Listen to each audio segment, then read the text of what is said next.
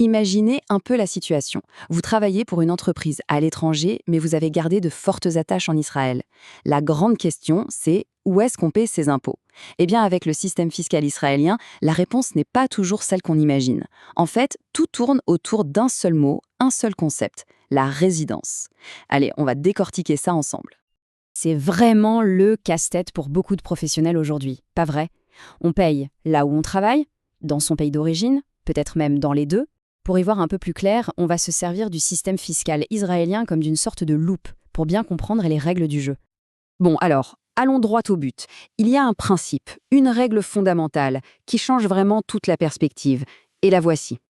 Voilà la clé du mystère, ça vient directement de l'article 2 du Code des impôts israélien. Le système est basé sur ce qu'on appelle une imposition personnelle. Alors concrètement, qu'est-ce que ça veut dire? Eh bien, ça veut dire que ce qui compte, ce n'est pas où l'argent est gagné, mais plutôt qui le gagne, c'est-à-dire le statut de résidence de la personne. Et là, attention, la différence, elle est énorme. La plupart des systèmes fiscaux dans le monde sont territoriaux. C'est simple, on est imposé là où on gagne son argent. Point. Mais le système israélien, lui, il est personnel. Il se base sur qui est la personne. Et pour un résident israélien, ça change tout. Ça veut dire que tous ces revenus, qu'ils viennent de France, des États-Unis, de n'importe où dans le monde, eh bien, ils sont potentiellement concernés. Pour que tout ça devienne un peu plus concret, rien ne vaut un bon exemple, pas vrai? Alors je vous propose de faire la connaissance de Réhouven. On va voir comment ce grand principe fiscal s'applique dans sa vie de tous les jours. Alors voilà Réhouven, c'est un ingénieur en informatique et il est plutôt doué. Tellement doué qu'une entreprise en France le contacte pour un super projet, développer une application. C'est une opportunité en or, vraiment passionnante. Mais voilà, ça l'oblige à partir s'installer là-bas pour plusieurs mois. Et côté rémunération, c'est pas mal du tout. On parle de 45 000 shekels par mois. Et comme le projet doit durer 5 mois, si on fait le calcul, Ça nous fait un total de 225 000 shekels. Une belle somme qui soulève immédiatement la question qui fâche, la plus importante de toutes. Et voilà, on y est. On est au cœur du problème. Le revenu est généré en France pour une boîte française, mais Réhouven, lui, il a toujours ses attaches en Israël. Alors où est-ce qu'il doit déclarer et payer ses impôts? Juste en France? Juste en Israël? Ou peut-être bien dans les deux? Et la réponse, vous allez voir, elle est finalement assez simple. Tout, absolument tout va dépendre d'un seul et unique facteur. Est-ce que Réhouven est considéré, oui ou non, comme un résident israélien pendant cette période? C'est la seule chose qui compte. Regardons ce tableau, il résume tout parfaitement. En gros, il y a deux scénarios possibles. Premier cas, Réhouven est résident israélien. Alors là, il sera imposé en France, normal, mais aussi en Israël. Bon, attention, il y a des conventions pour éviter de payer deux fois, heureusement.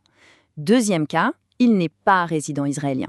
Et là, c'est simple, il ne sera imposé qu'en France, c'est tout. Allez, creusons un peu ce premier scénario. S'il est considéré comme résident, son revenu français est soumis à l'impôt israélien. C'est l'illustration parfaite du principe dont on parlait, l'imposition personnelle. Peu importe que l'argent ait été gagné à des milliers de kilomètres, c'est son statut de résident qui fait foi. Maintenant, passons au deuxième scénario, qui est, vous allez le voir, beaucoup plus simple. Si Réhouven n'est pas considéré comme résident israélien, la situation est limpide. Il paie ses impôts en France, sur le revenu qu'il a gagné en France, et c'est tout.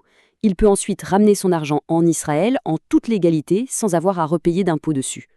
L'histoire de Réhouven, au final, c'est une excellente leçon de fiscalité, vous ne trouvez pas? Si on devait résumer tout ça, voici les points vraiment essentiels qu'il faut garder en tête. donc ce qu'il faut retenir, c'est que la fiscalité israélienne est personnelle. Pour un résident, ça veut dire que le fisc regarde le monde entier. Tous ses revenus comptent. Pour un non-résident, par contre, c'est beaucoup plus ciblé. Seuls ses revenus de source israélienne seront imposés en Israël. Au final, on en revient toujours à la même question. Quel est le statut de résidence? Et tout ça nous amène à la conclusion de notre source. Et je cite, « La fiscalité en Israël est complexe. Il est souhaitable de faire appel à des professionnels pour se faire accompagner. » C'est un conseil super important. Parce que même si le principe général est clair, l'appliquer à sa propre situation, eh bien, ça peut vite devenir un vrai casse-tête qui demande l'avis d'un expert. Et on termine avec une question qui reste un peu en suspens. Si la résidence est vraiment la clé de tout, comment on la définit aujourd'hui? Avec le télétravail, la famille parfois dans un pays, le boulot dans un autre, tous ces facteurs de la vie moderne rendent cette définition de plus en plus floue, non? C'est toute la complexité de la fiscalité à l'ère de la mondialisation. Merci d'avoir suivi cet éclairage.